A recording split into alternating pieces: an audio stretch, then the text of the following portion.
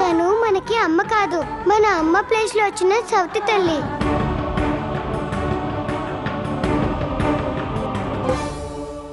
పల్లవి వెళ్ళు, త్వరగా వెళ్ళి చేంజ్ చేసుకో. ఇంతకీ నీ యూనిఫామ్ ఎక్కడా? నేనే వెతికి తీసుకొస్తాను.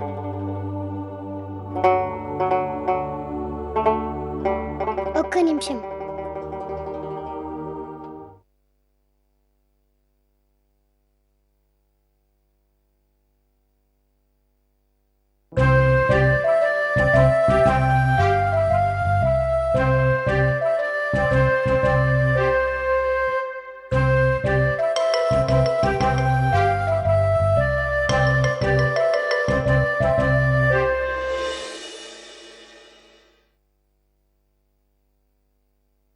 పల్లవి, మీ యూనిఫామ్ కబోర్డ్లో లేదుగా?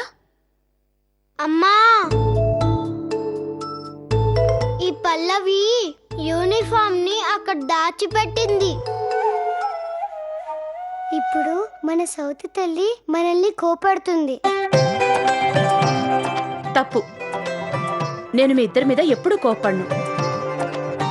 కానీ ఒకవేళ మీరు స్కూల్కి లేటుగా వెళ్తే మాత్రం మీ టీచర్ మీ మీద కోపడుతుంది.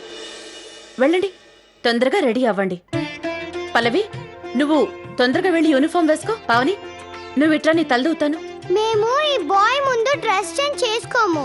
అంచుని ఇక్కడి నుంచి పంపించేసే.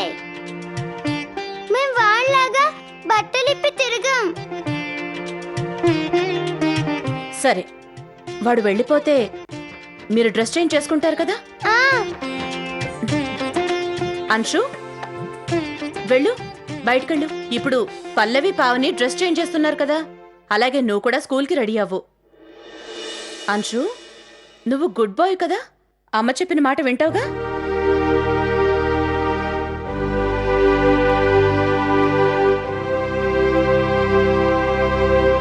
అంశు వెళ్ళిపోయాడు. ఇప్పుడైనా నా మాట విని మీరు స్కూల్కి రెడీ అవుతారా? ఈ రోజు వీళ్ళు నొప్పించగలిగాను, కానీ సాధ్యమైనంత తొందరగా వీళ్ళకి బాగా దగ్గర కావాలి నేను. భగవంతుడా, నాకు ఆ శక్తినివ్వు. అంశుతో పాటు యశ్వంత్ పిల్లల్ని కూడా నేనే చూసుకోగలగాలి.